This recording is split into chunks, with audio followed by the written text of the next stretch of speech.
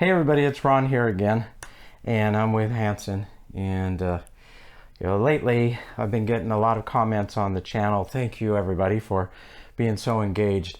Obviously it's current time, so one of the big topics is the United Healthcare thing that happened. A lot of people are talking about Luigi Mangione. There's a lot of similarities: corporate greed, corporate misbehavior, and it's a tragic situation, and I don't want to talk right or wrong, but I can sense there's a lot of anger out there about the way corporations have behaved. God knows I feel a lot of anger about the way we were treated by a big Fortune 500 corporation. Yeah, first and foremost, we want to say we're not condoning anything that Luigi Mangione did. We do not condone it. We do not support it. But what we do understand is the source of his animosity and the source of the animosity of many other people due to these policies that United Healthcare had up. And this all leads back to basically our case with UPS, how policies on their end were unfair. They weren't towards the common person, towards us, the consumers.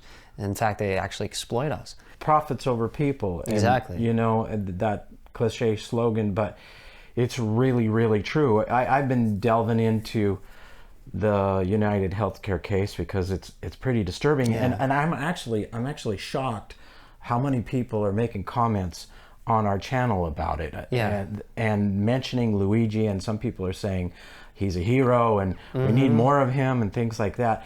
CEOs of those companies make a lot of money. My understanding is right. I heard that he had implemented some AI that goes through all the requests and decides whether or not it should. And of course, the AI is geared towards as much profit as possible. Or this, my understanding of it is that AI, they didn't test it or anything. They just sent it in, and it discriminated against the old people because usually their medical bills are higher. We save a lot more money by being much more hard on the old people. Yeah, one thing I read is that they kind of implemented a let's just refuse certain procedures, just refuse them outright. And they did, the algorithm looks at it and goes, well, if we refuse them the first time they request, a high percentage of people don't request it a second time, and therefore they don't have to pay for those procedures. They fully expect that they'll have to pay for these procedures because they're necessary. But if you refuse it just right out of the gate, it's going to dramatically lower the cost because half the people will give up after the first try. I forget his name, but I'm sure he was aware of this, and it didn't concern him much at all. He, of course, was fine with it. It's all in the pursuit of profit. Exactly. More profits, the higher the stock price goes, the higher his compensation goes. And that's the thing. That's where a lot of us in this movement of keeping corporations honest is where we get angry, is that they feel no guilt. They're outright about it. They're overt, like, I'm cheating you. Suck it up. That's their approach. One thing I like about your generation is that they're not willing to take it. They're incensed, and they fight back. And I don't want to be the old guy always like saying things. I actually think the young generation is awesome. No, we're very passionate about it. Just at school today, some period we were talking about this, and we had some civil discourse about this Luigi Mangione thing. And really? It's not, there's plenty of people heralding this guy as a hero. But no, it's very true that we're so connected with media and all that people develop such strong opinions early and at a very young age. They're very, resolute in them as well. It's very true that the young generation won't put up with this stuff. Yeah, well, so segueing to our experience with UPS, one of the things that kind of stunned me as I learned about the case is that these people I thought were my friends, the representatives, they passed themselves off to be, we're your business partner, we're there for you, we're going to take care of you.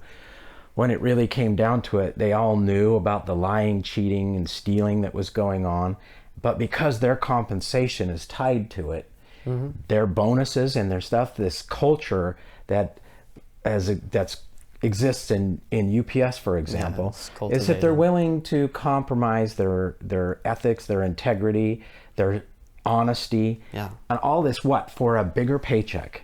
That culture is set from the top down, and it starts with their contract. So when you sign up for United Healthcare, that means do you sign a contract? Is that what is part? Yes. As like a... You sign a contract. Okay. I know we're with United. I've seen the card. Right. And so they always say in court, well, you signed the contract, but come on. Do you have any bargaining power whatsoever? It's kind of like with Facebook. Can you say, Facebook, no, I don't want you to sell my private information. You either click the box or you don't click the box. And if you don't click the box, you're not getting on Facebook. You have a contract. That's your rules you abide by. And usually it's... supposed to be a two-way street. That's what they think, but it's not. The corporations write the contracts, and they write them so that they are protected and that they can do things that really they shouldn't be doing. For example, in the case of UPS, there's actually language in one of the provisions that say you are giving up your rights to common law as far as compensation or trying to get money back, which is... That was shocking to me when I actually read that carefully in the contract. So common law goes back hundreds, if not thousands of years to the Romans and even the Greeks. It's kind of just a set of principles on which all our law is built on, because they're common principles. They're almost akin to human rights. They're just like a given. And so that's why, exactly. That's why I was so shocked to see that by me signing that contract, I had given up my rights to common law. Yeah. So basically, I was giving UPS the right to steal from me, and I can't do anything about it. Yeah, it's almost like waiving human rights to a degree. It's the set of values and laws are based upon. You're waiving that away. So I think if that's ever tested in class action or like that, not UPS, you're not going to prevail on that one. Yeah. So the thing that's amazing is, since I really paid attention to that in the UPS contract, I've gone through other contracts to say, is this a common practice?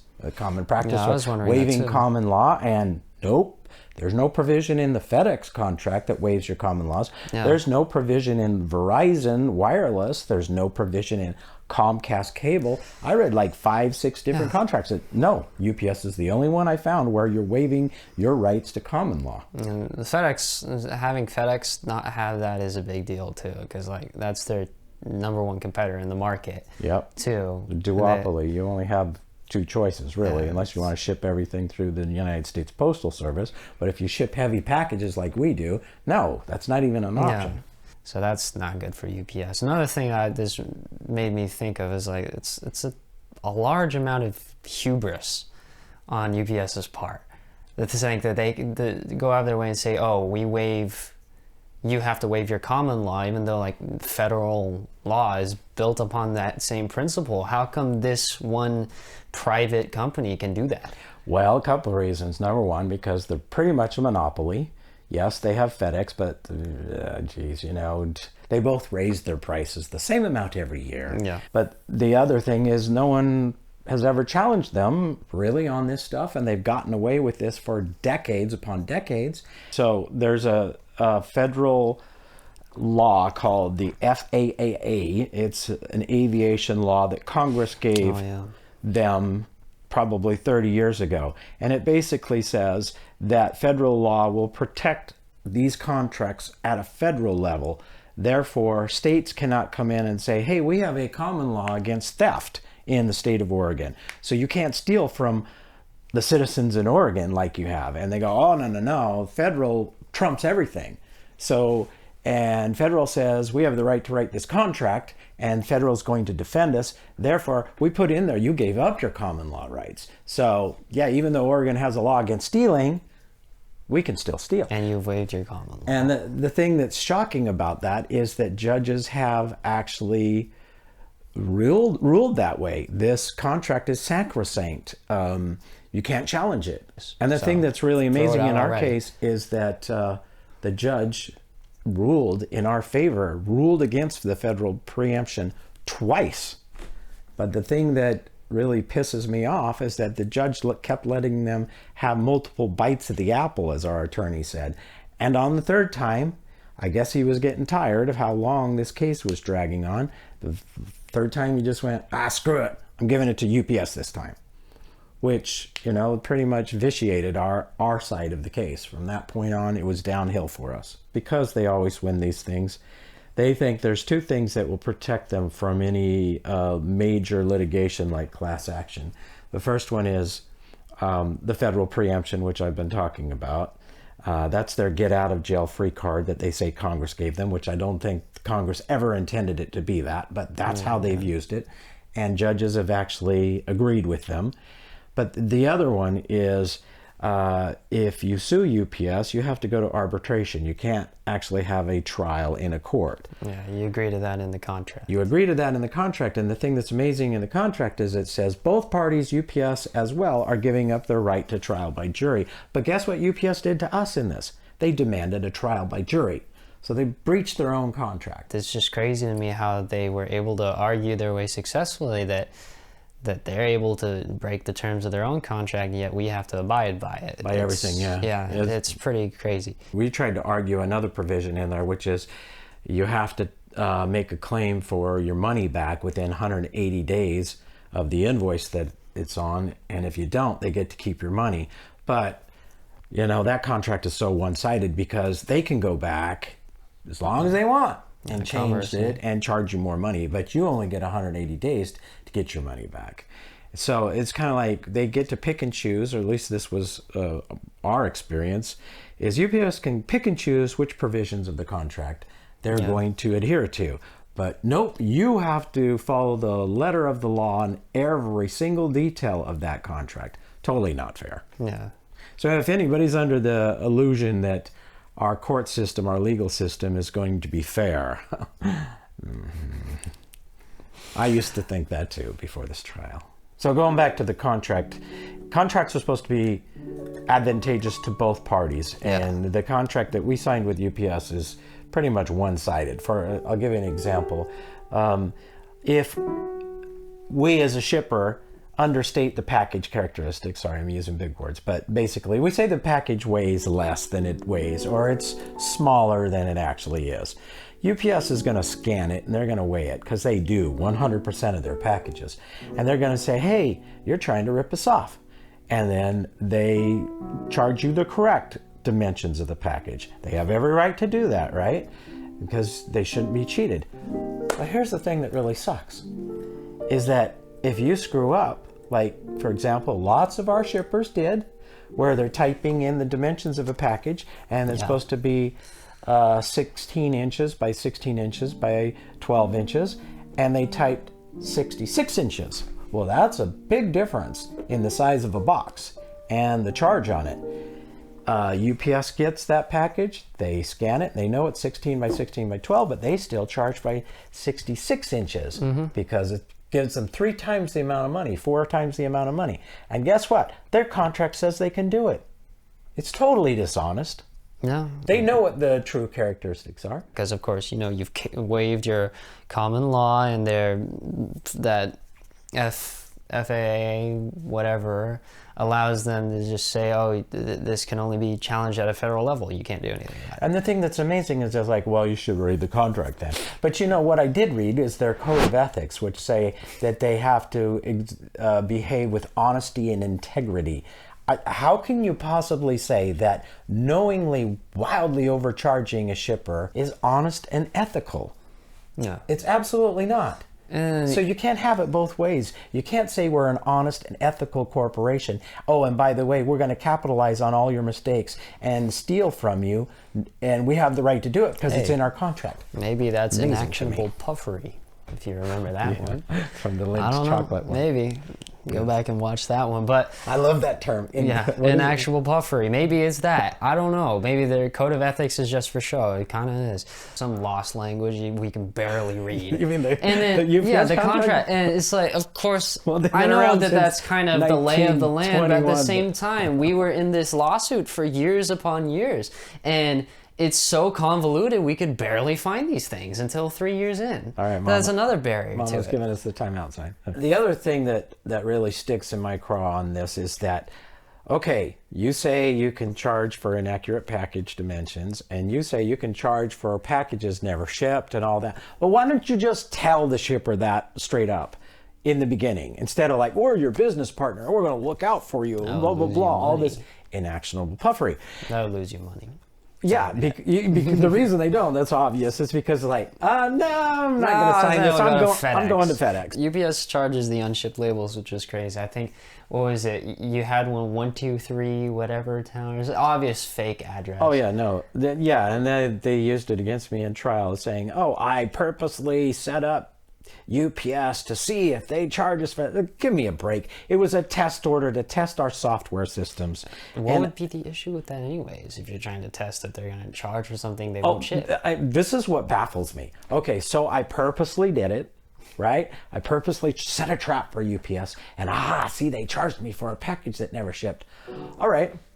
That was in 2017. So then why didn't I make sure that never happened again? We got charged for a lot more packages we never shipped after that. The majority of the lost money was after that. So yeah. So I caught them, but I'm going to just keep hemorrhaging money and giving them all this money I don't need to. It makes absolutely no sense. If I knew we were being charged for packages we never shipped, why didn't I do something about it? Make sure we didn't get charged for packages. You're an evil mastermind. You were gonna glean them for all of their money. Yes, 5 years later. Yes. So I'm looking down. You the knew road. what was gonna happen. You're clairvoyant. Yes. You know. So I'm going to spend $3 million and go through 4 years of hell so I could get him on this. Exactly. I caught you. Oh my God. Their contract says they have the right to do this. And again, me saying, well, then why aren't you just upfront about that, okay? They weren't. The first time I found the test order we were talking about, I was just stunned. No, they didn't charge us for that. It never shipped. There's no street name. There's no street address. How did they possibly deliver that? And they couldn't have delivered that. And then we brought that up in a court hearing, and they said, no, we didn't do that. And I go, yeah, you did. You couldn't have delivered it. There's no street name. There's no street address. Okay, just one. Your Honor, it's just one package. One out of the millions of packages that Linen Tablecloth ship. All right, and then I found dozens more. And then the next time it was like, okay, Your Honor, it's only a few dozen, but we don't do that. We just did it a few times to Linen Tablecloth. Honest mistakes. And then it was way more than that. And then it was, okay, we do that. But our contract says we can.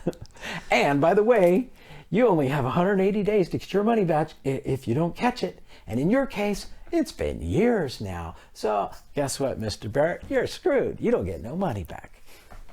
Keep going. Keep going. So, you know what? Beethoven kind of fit. It's the da-da-da-da. That for me. It's a little ominous.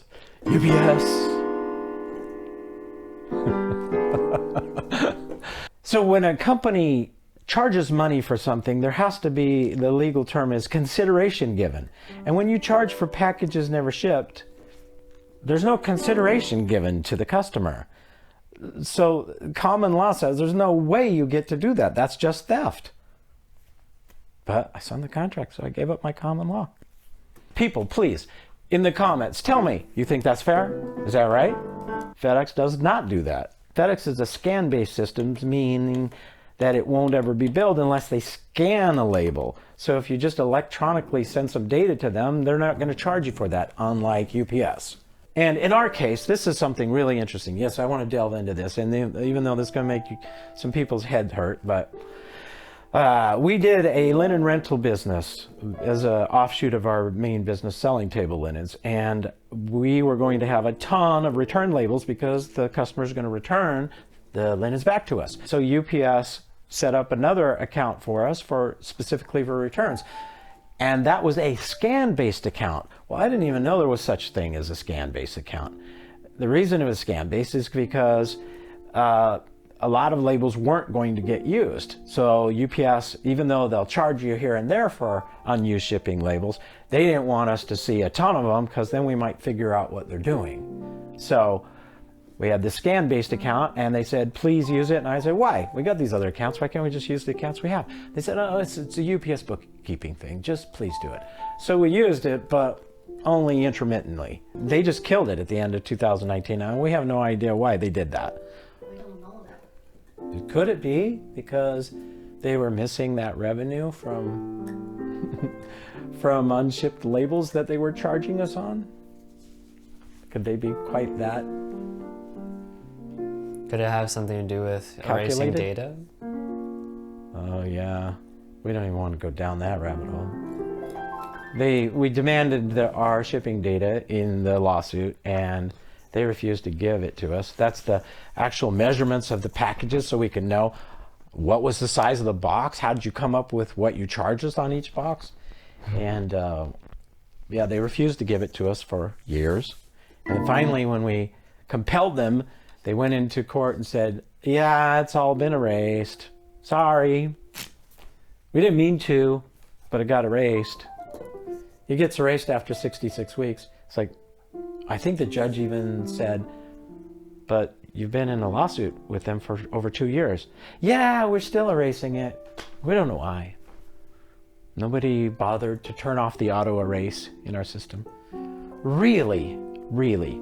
You know, I'd be curious in the comments too. You guys think that's okay? Because one guy, somebody in the comments accused me of setting UPS up with my test order. That, oh, I sent an empty box. No, I didn't send any box, dude. It was electronic data. In the list of companies that are trusted, UPS was high. They're like number 18 or something like that. There's a stat for that? Yeah. Like consumer trust? Yeah. Yeah. So Hanson, to recap, to surmise, this contract of UPS's, it's written for UPS. It's not written for both parties. Shocker. Yeah, and basically, if I'm to take the UPS's position, our contract is unbreakable. Congress gave it to us, and yep, we get to charge you more money if we find you trying to cheat us. But if you make a mistake, we will capitalize off of every mistake you make. It's in the contract, and you waived your common right. Yep, and you waived your common right, so you can't say we stole, even though we did steal. And then there are certain provisions within the contract that they can decide to follow or not. For example, the arbitration clause. In our case, I guess they wanted to scare the living hell out of us. So normally you would just go to arbitration. And so everybody knows, arbitration is like 1/5 the cost of a jury trial. And so, we could have easily gone to arbitration. They could have followed their contract, forced us to solve this problem in arbitration, but no. They wanted to really intimidate us, so they demanded a jury trial. So they get to break that. But when it comes to the 180-day rules, nope. You didn't tell us that you were overbilled in 2017, so 2017's off the table. I know you probably got overbilled by $1 million, but too bad for you. It's too late because it's past the 180 days. That's what they were able to pull in court as well. They get to pick and choose which parts of the contract they're going to follow, which ones are to their advantage. If it says they can steal, yep, it's in the contract. Oh, we want to sue you by jury trial? Nah, I know it says that in the contract we can't do that, but we're going to do it anyway. So enough harping about, UPS and how unfair they are. It's much bigger than us. It's much bigger than just UPS. It's corporations as a whole. With how we started the United Healthcare, it's this pursuit of profit over the consumer. Yeah. And ultimately, that's what we fight. We fight against. That's what we're here for, right? And I know ours is, it's not like the United Healthcare, and I know a lot of people don't really care. It's like linen tablecloth, your fight with UPS. Yeah, it's that's your crusade. It doesn't really affect me. A lot of people look at it that way. But the bottom line is there are similarities here between our fight with UPS and United Healthcare. They're both blatant corporate greed. They're both putting profit over people.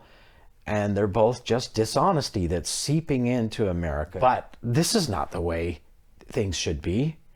They shouldn't be able to get away with this blatant fraud and theft.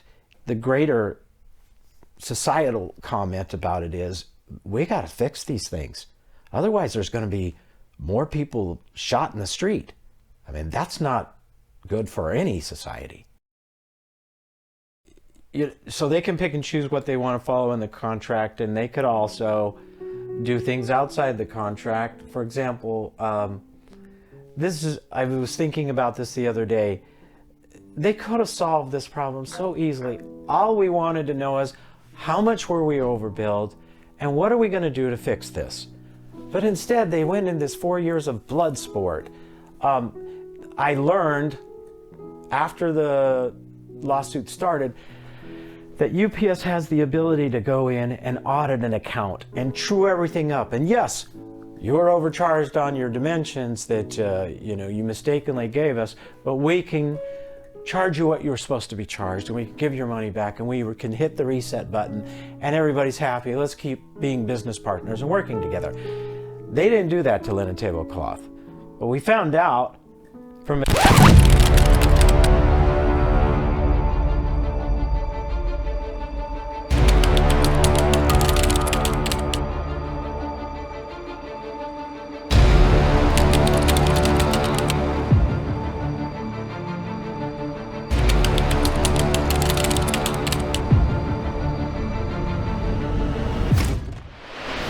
like linen tablecloth. Now we're way too small. We're just a bug to crush under their heel, and that's what they did. We have to band together as normal people, daily life people. We need to band together to be able to fight these people. Which is what I'm trying to do in my own feeble way here.